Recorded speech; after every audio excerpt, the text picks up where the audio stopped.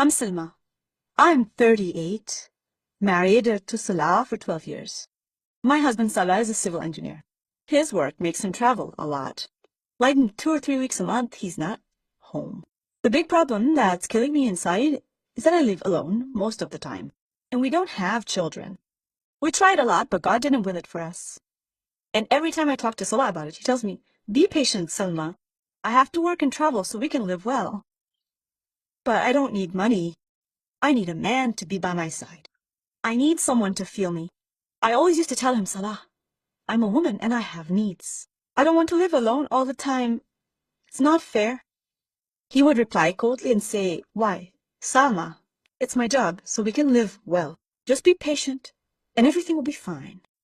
I try to occupy myself with anything. I watch TV shows, I go to my friends, I cook a lot. But in the end, I would come back to this empty house and sit alone, thinking about my life that went by like this, without children and without a man. I felt like I was living just to eat and drink. There's no meaning to this life. My friends were telling me, Salma, get a divorce and relax. You're still young and beautiful. You could find a better man, but you loved Salah, despite everything. And I was afraid of the idea of divorce society and what people would say. The situation changed when his younger brother, Tariq, divorced his wife. Tariq is 28 years old, a handsome young man, and his height is about 185 centimeters, and his body is athletic and fit. He was married to a woman named Yasmin, and suddenly he discovered that she was cheating on him with her colleague at work. Tariq, he completely collapsed. The man loved her very much and was shocked. When he was upset, he would tell Salah on the phone. And Salah would call me and say, Tariq is devastated, Salma. He doesn't know what to do. He's alone in his place, not eating, not sleeping. I'm so worried. I'm afraid he'll hurt himself.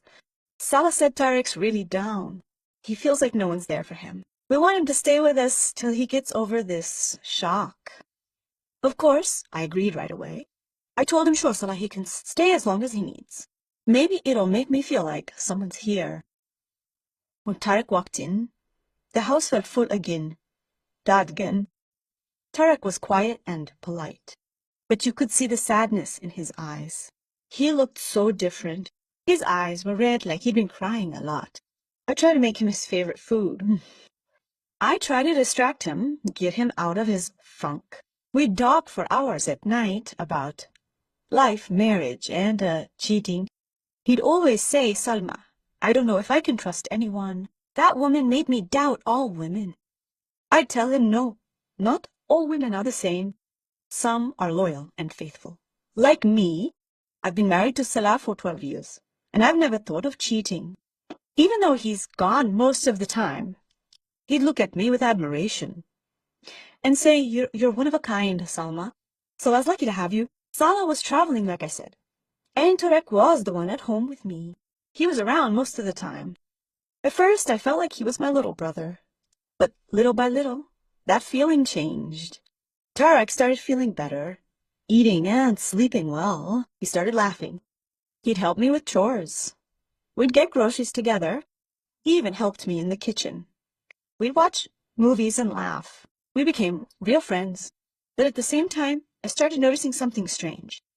Tariq was looking at me differently, not just like a brother to his brother's wife.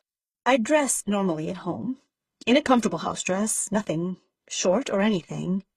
But I noticed his eyes following me when I walked, or even when I was standing in the kitchen. I could feel his gaze on my body, and that made me feel a strange feeling, a feeling of being desired. One day I was standing in the kitchen, cooking, and I asked him to get me a large dish from the cupboard, because the cupboard was a bit high for me. He came behind me to reach the cupboard. I felt his body behind me, and I felt something hard. Something touched my back.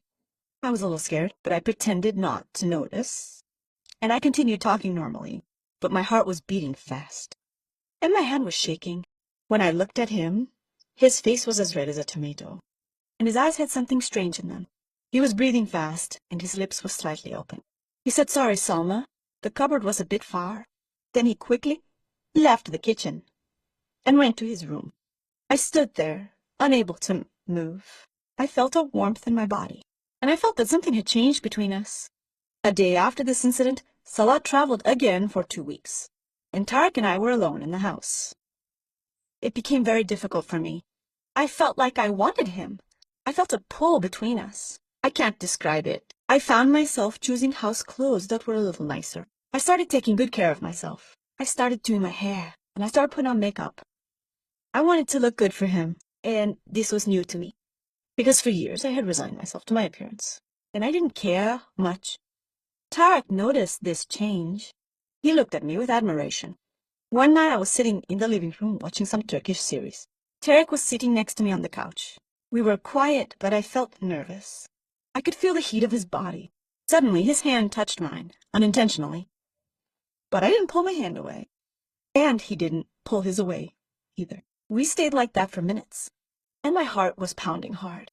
Suddenly, Tarek said to me, "Salma, I want to tell you something. I feel like I love you. I really love you, and I know it's wrong, but I can't hide what's inside me. I haven't been able to sleep since I came to this house, and I've been thinking about you all the time. You made me forget Yasmin. You made me feel like I'm still alive." I panicked then and didn't know what to say. My heart was about to jump out of my chest. I got up quickly, went into my room and closed the door. I threw myself on the bed and started crying. I stayed up all night thinking about his words and what I was feeling. I knew that I loved him too. I loved the way he talked. I loved the way he laughed. I loved that he cared about me and asked about me, and he helped me. I loved that he was there for me, unlike Salah, who was always traveling. But at the same time, I knew that this was wrong, and that he was my husband's brother, and that if something happened between us, it would destroy everything. The next day, I couldn't look him in the eye. I was avoiding Tariq, but he grabbed my hand in the kitchen and said, "Forgive me, Salma. I don't know how I told you that. I was tired and couldn't think. But I won't leave you or leave this house. I need you. I need you by my side. If you don't want me to be more than your brother, fine. I'll respect that. Just don't kick me out of your life." I felt weak then. I looked in his eyes and saw tears. I felt that he really loved me, not just lust or using me. I told him, "Tarek, I feel something for you too, but it's wrong. You're my husband's brother, and I'm married. We could ruin everything if we do something wrong." He said, "I know, but I can't stay away from you. When I see you, I feel truly alive. You made me forget Yasmin, who cheated on me." Things went on like that for days, as we tried to stay away from each other. We would talk late at night for hours about our feelings and what we felt. We confessed to each other that we loved each other, but were afraid to make a mistake. He would come and tell me about his childhood, his dreams, and what he wanted to do in his life. And I would tell him about my frustration with my marriage to Salah and my life that had stopped without children and without love. We understood each other in a very strange way. Our souls were one. One day, I was in the kitchen washing the dishes, and Tara came in behind me and stood close to me. I felt his presence without looking at him. He said in a low voice, "Salma, I can't take it anymore. I want you. I'm dying for you. Every day that passes, I love you more than before. I can't go on like this." I turned to him and looked at him, and I found myself unable to resist. I said to him while crying, "Tarek, I'm scared. I'm scared we'll ruin everything. I'm scared we'll regret it later." He said, "We'll never regret it. We love each other. The real regret is that we'll miss this chance and continue to live like this in a lie." He got closer to me and took my hand, and I kept saying to him, "Tarek, this is wrong." He said the wrong thing is to lie to ourselves and say that we don't love each other. It was the first time in years that I felt someone approaching me with love. Not in a routine way like, "Salah." It was a feeling full of real emotions. I let him continue. I was so weak at that moment. I needed that love. I needed to feel desired. And he started saying loving words. "Salma, I'm crazy about you. I want you to be mine. I don't want to think about anything but you. You're everything to me. You made me live again after I was dead inside." I was crying and telling him, "It's wrong. It's wrong, Tarek. What we're doing is wrong." He said, "I know it's wrong, but I need you by my side. I need to feel that someone loves me after what happened. I need to forget the betrayal I was exposed to. I need to feel like a man again, not a broken and shattered man." We went into my room, and at that moment I was scared, very nervous. And at the same time, I wanted him. When I saw his athletic, toned body, I felt like I couldn't resist. His body was completely different from my husband's, who was starting to sag and get old. Tarek was a young man in the prime of his youth and started treating me exactly like his wife. Every move made me feel alive, not just a woman. He was saying sweet things to me, He was telling me, you're the most beautiful woman in the world. You're the one who made me feel like a man again. I love you, Salma. He was with me in a completely different way than Salah, and in the middle of us being together. Suddenly, the door opened, and Salah walked in. At that moment, I froze, and Tarek froze too. At that moment, I expected him to go crazy, hit me, divorce me, and make a scandal. But Salah looked at us calmly, and he entered the room and closed the door behind him. Calmly, with complete coldness like that while smiling. Carry on. I'll get a chair and sit and watch you. Just do it, Tarek. If you don't man up and make her scream and forget her name, I'll kill you. Got it? I want to see you be a man. Not like last time. Last time, what? So Salah knew all along. He was watching us? All these questions raced through my head. I was in shock. I couldn't understand what was happening. My husband's telling his brother to continue while he watches me. Is this crazy or what? Tarek was even more shocked than me. His face was red, and he didn't know what to do. But Salah actually brought a chair from the living room and into the bedroom.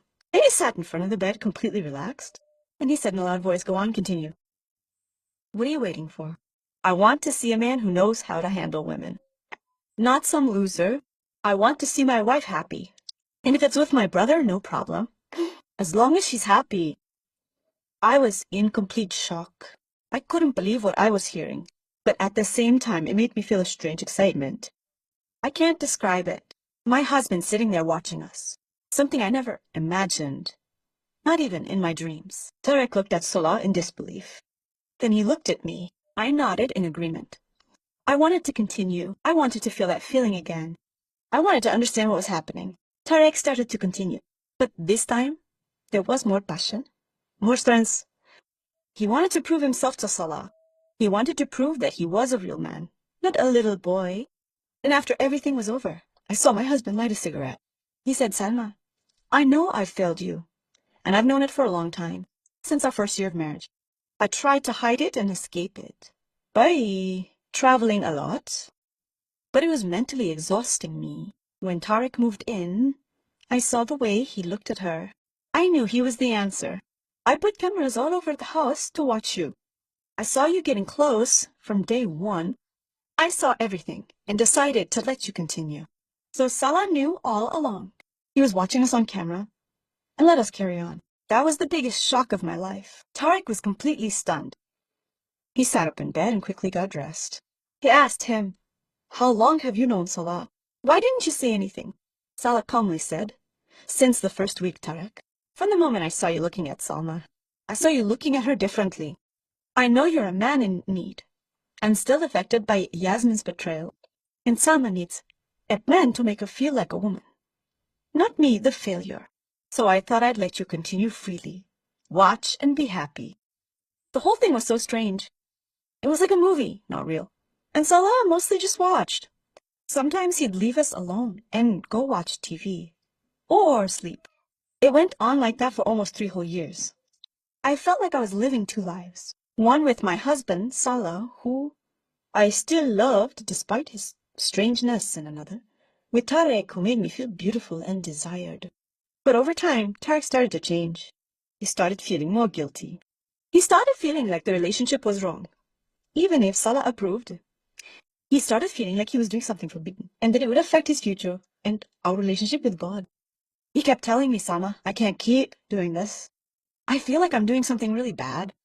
How can I pray when I'm doing this? How will I face God?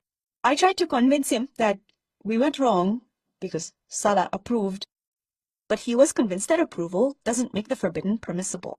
One day, after these 3 years, Tarek decided to leave the house and live alone again. He said he couldn't keep going like this, couldn't see me every day knowing I wasn't his. He said he wanted to start a new life, marry someone properly, and live a normal life. Not this distorted one. I was very upset and felt like a big part of me would be gone. I tried to convince him to stay with us, but he was determined. Salah also tried to convince him to stay. He went to him and said, Tarek, did anyone upset you? Why do you want to leave? Aren't we happy together like this? He said sadly, I feel guilty, Salah. I can't keep doing this. She's your wife, and this is wrong. I want to repent and come back to God. I want to live a normal life. Get married, have kids, and raise them the right way. Not the wrong way, Salah. He tried to convince him, but it was no use. After that day, Tarek left the house. And that was my story for you today. I hope you liked it. Don't forget to support me with a like and subscribe.